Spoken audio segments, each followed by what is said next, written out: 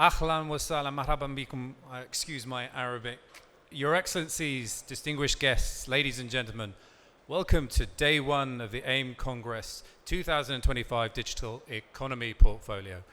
I am Zulfayat Khan, I'm the Deputy Chairman at the Council of Slovak Exporters, and I'll be your master of ceremonies for the next 3 days, so bear with me. It's an absolute honor to stand here in front of you today before such esteemed guests. And the assembly for today's theme will be mapping the future of global investment, the new wave of globalized investment landscape towards a new balanced world structure. It's a bit of a mouthful, but I'm sure we've got 3 days to unpack that. As we embark on this journey, we acknowledge that the digital economy is projected to reach $16.5 trillion, accounting for 17% of global economic output by 2028. This growth brings both opportunities and challenges that we will have to navigate together. And who better to unpack this over the next 3 days than such esteemed speakers as we have in the lineup. Today's speakers, presenters, moderators, and expert panelists and their fields lead their fields and are experts in blockchain, virtual economies, futurists, leaders in the realms of artificial intelligence. And today's discussions will include the leaders panel, which will kickstart the events in a minute, charting the digital realities and monetizing virtual economies of the future, the effect of digital assets on global financing. Then there'll be panel discussions on genomics and AI to care, which will be followed by a special interactive presentation on the digital economy, leading nicely into more interactive sessions on how to scale digital startups for international success, and wrapping up with the masterpieces of digital transformation and strategizing with generative and predictive AI to build equitable digital ecosystems. So much content is compressed into such little times, but stick with it, and stick with us, and stick with me, and we will kickstart today's sessions with the leaders' fireside chat, charting the digital realities and monetizing virtual economies for the future. And in this, it will be moderated and led by Basha Kilani, founder and managing director of AI 360 Innovations, and the discussion will feature Anthony Nakach, managing director at Google MENA, Dr. Oliver Eibrecht, I don't think is here, Ibrahim Al-Hosni, chairman of the digital economy at OCCI, and His Excellency Professor Amer Ezat Salama, Secretary General of the Association of Arab Universities. Together they will delve into strategies for capitalizing on virtual economies in our rapidly evolving digital landscape. Welcome to the Digital Portfolio. Bashar, please.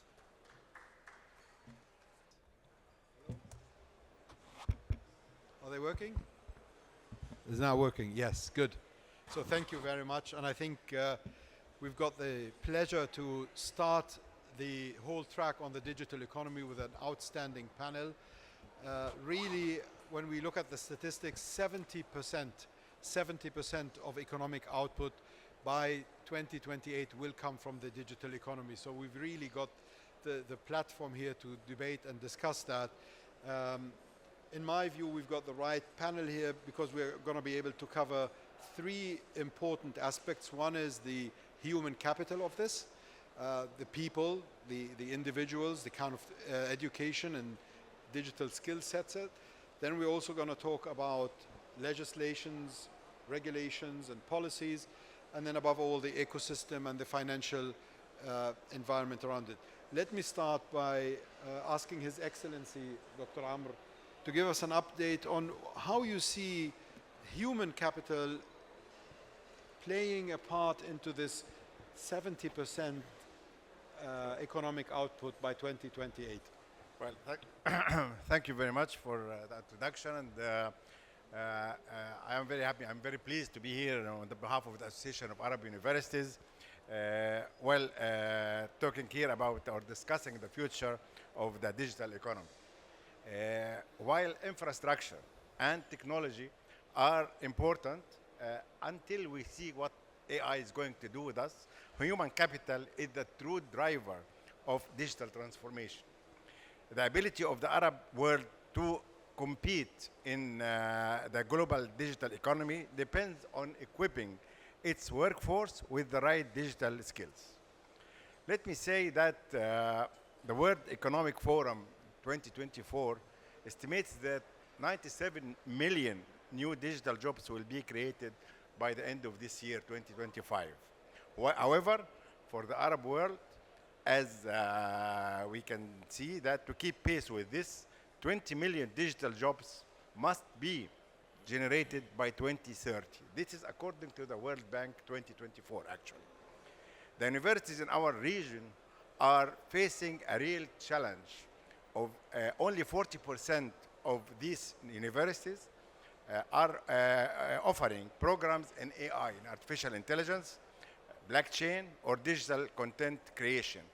And less than 30% of Arab youth possesses advanced digital skills. This is according to the United Nations Development Programs 2023.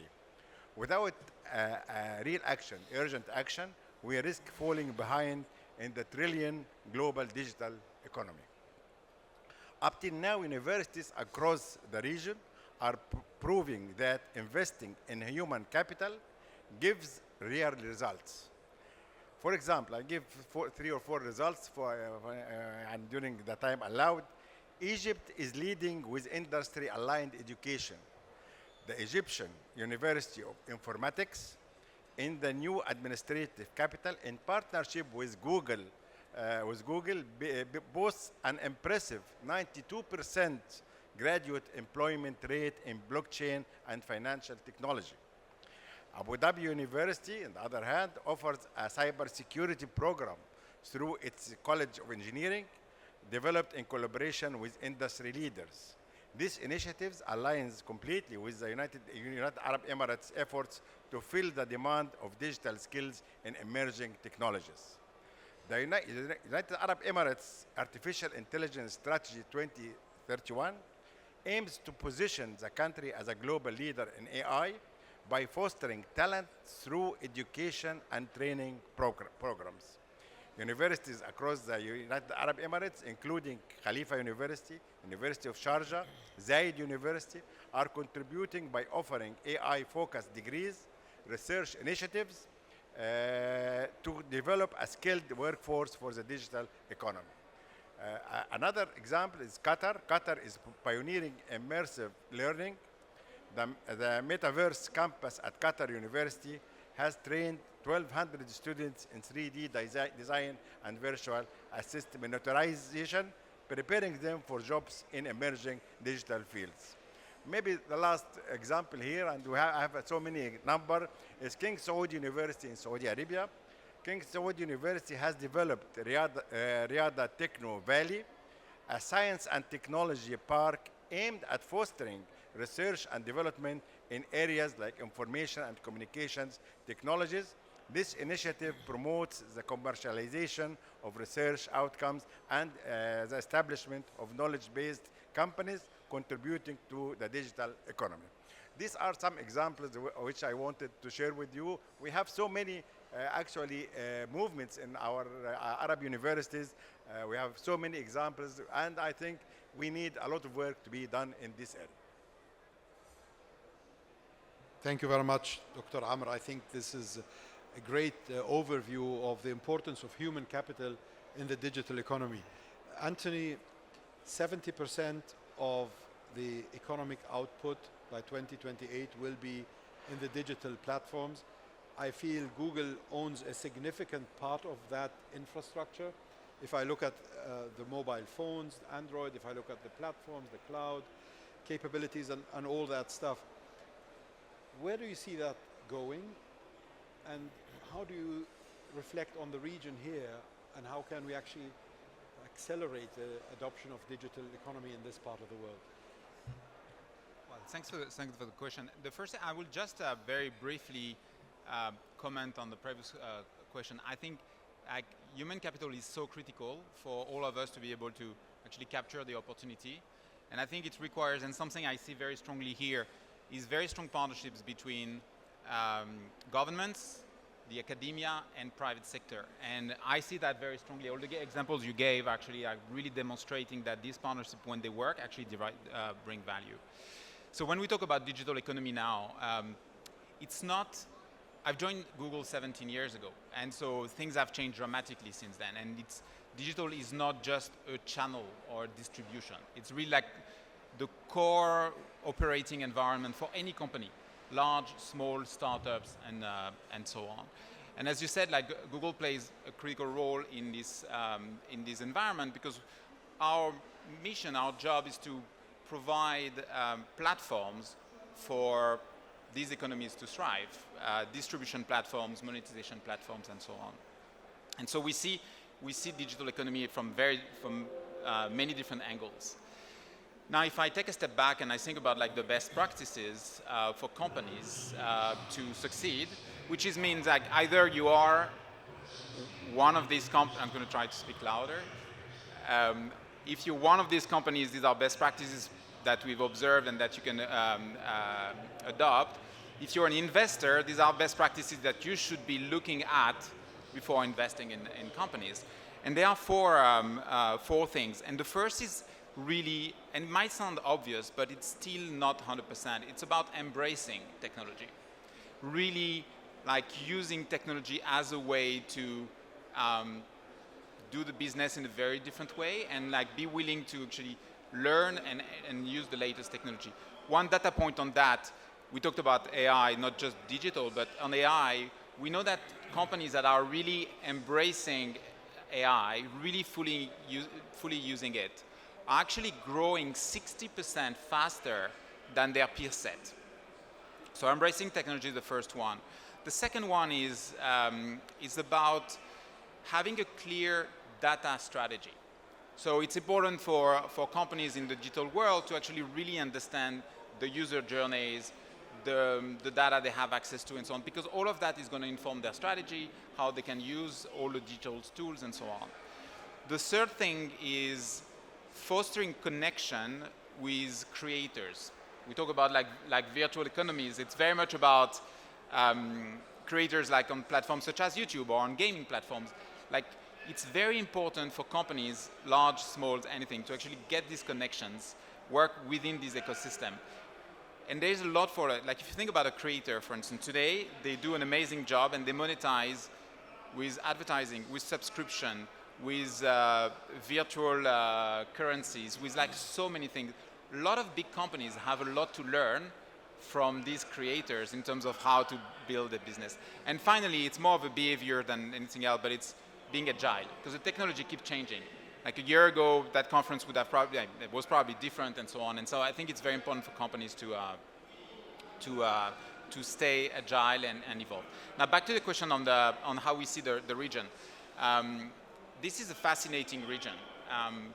I've been in Google a long time. I've only been here for 3 years. The way governments in the region embrace technology is second to none. They have clear vision on how they are going to grow their economy using technology. But what's important as well is that it's correlated with a very young, tech-savvy population that actually use these tools natively. And so if we train them like correctly, we can actually get massive value. And The Economist has done a study, I think it was last year, and they estimate that AI will generate $320 billion in incremental economic output by 2030 if things are done properly. So we are very optimistic about the region, and we think that there's the right ecosystem to actually like thrive in the digital world. Well, thank you very much. I think it's a very comprehensive answer, and I like the idea where you mentioned that 60% of companies that adopt AI are more successful. Companies that adopt AI are 60% more successful. Yeah, exactly. Yeah. Absolutely, and that's, I think, an important element. Now, we've spoken about the human capital, which I think is a cornerstone. We've spoken about technology, the enablement, and the platform. But I think key to this transformation is definitely legislations, policies, and regulations. Mr. Brahim, can you please give us a view of where you see legislations and regulations in governing and transforming the digital economy? And specifically, if you can give us some examples from the region, because I think this is so important. Yeah. Assalamu alaikum. Good afternoon, everyone. First of all, I would like to extend our thankful to AM team for organizing and hosting this great event. Yes, the digital economy is not just a future, it's the present. Yeah. So let me share with you some of the key factors and figures and why it's critical to have a strong governance as well as the robotic security framework, which is really very important. So it is very essential to mitigate the cyber risk, okay, and to provide governance for the digital economy, to protect the data and also to prevent the users and to ensure that respond in the digital growth. So 70% of the future global growth will be a digital economy by 2030. So the global digital transformation market is exceeded 1 trillion by 2025. So with annual growth of 16.5%. And the global investment in AI exceeded 500 billions by 2024. So the global cost of the cyber crimes reached 8.4 trillion in 2023. And the global data economy worth 11 trillion. So with all those numbers, it is very critical to have support and have a legal framework and a governance for either the government or the companies. So the investors, they are not looking for the opportunities. They are looking for the legal security and the trust regulated market, which is very important for them. So without legal structure, I think in the digital economy, its market become unattractive for the investors and for each one. So many technology now is moving very fast than the law. So we must stop waiting for the problems. So we need to legalize and we need to protect the market. So the clear law are needed to protect the personal and the business data, which is very important. So the consumer, the trust, the digital safety. So also we need the rules and the strong data to be in place to protect and the smart policies and knowledge. And also one important thing is that there is a lot of a government or companies, they are in advance in terms of the setup, the policy and the strategy. So I think the knowledge share between each other, that is very important in the world and especially in GCC and the MENA region, to bring the committee together and to share the knowledge between each other. Yeah. Shukran. Thank you, Mr. Ibrahim. I think we are at the world's leading investment conference here. Yes. And you spoke about trust, you spoke about regulations. The elephant in the room is the tariffs. Yes. I know it's unfolding. I know we're in the middle of the storm, but can you give us a point of view on where this could go, how this could end up, and maybe an idea of how important it is to maintain the element of trust through regulations and policies? See, I think the impact of the recent tariff announcement of the digital economy pillars in the MENA. So there is a different pillars. If we talk about the investment and the ecosystem, the higher tariff, it will push the investors to focus more on digital services. But in other way around, it will be also increase the cost for them. Also about the digital infrastructure as well. So more expensive to improve or to have the system in place due to the higher cost. So that another impact will be, so increase of the cost, especially also the startup and the SME as well, it will be also impacting. If we talk about the human capital, which is, Dr. He talked about it, His Excellency. So that is also important, but the government budget, which they have, it may be shift away from the training of the digital talent people to cover the cost raised and for the equipments, logistic and other, which is happening same in the COVID-19. So most of the training budget, it's been declined and it's been shifted to other things. And finally about the regulation and the governance as well. So the update of the policy, it will be required by all the government to local innovation and to support also the global policy change, which is moving fast. Yeah. Thank you. I think this is an interesting element. Anthony, I'm very interested in your views as somebody who's seeing the whole ecosystem being disrupted. And are we only talking about products, or are we going to move to services? I know we're kind of guessing here, but what's your view? So at the moment we are, like many other companies, we are monitoring what's happening, and I don't want to speculate about what's coming next. The way we've done it, and the way we've actually went through like previous challenges in the past, is really focusing on what we control as a company. And so what we control are how we build our products, how we build partnerships, how we go to market to our client, how we support them in moments that might be a bit more difficult. So we are monitoring the situation while focusing on what we can actually control. Thank you.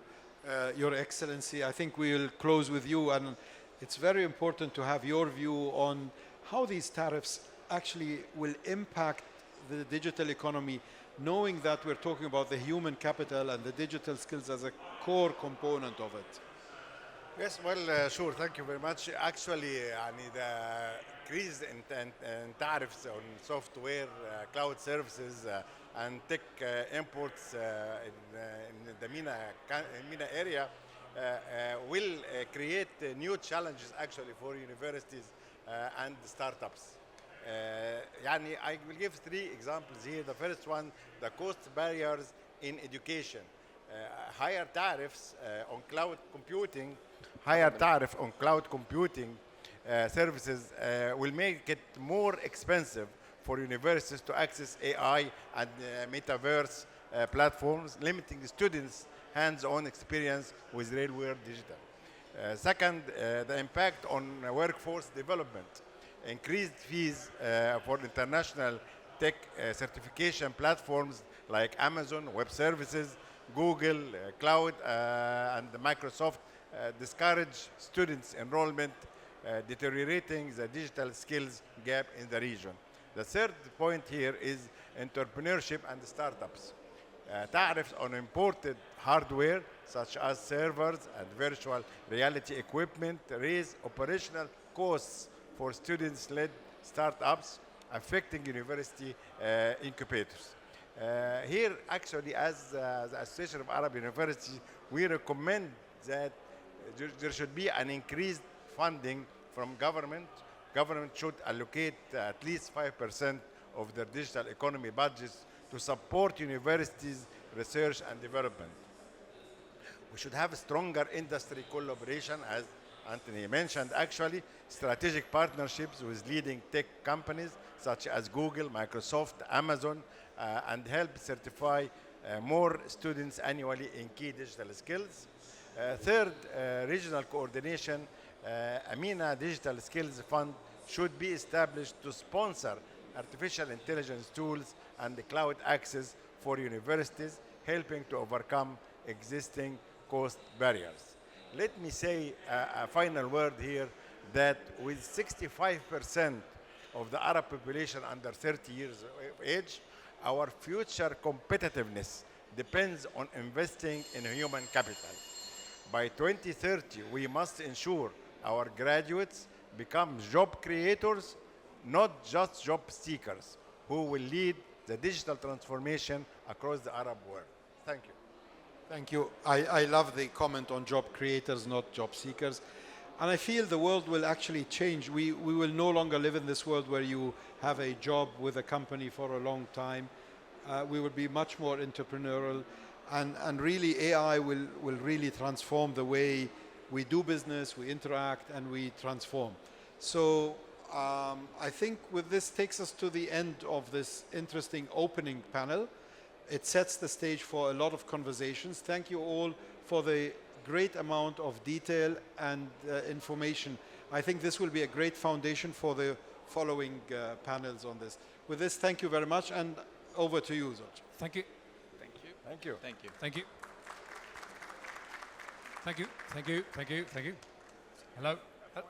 Gentlemen, if you'd wait a minute, please, we're going to take a picture together.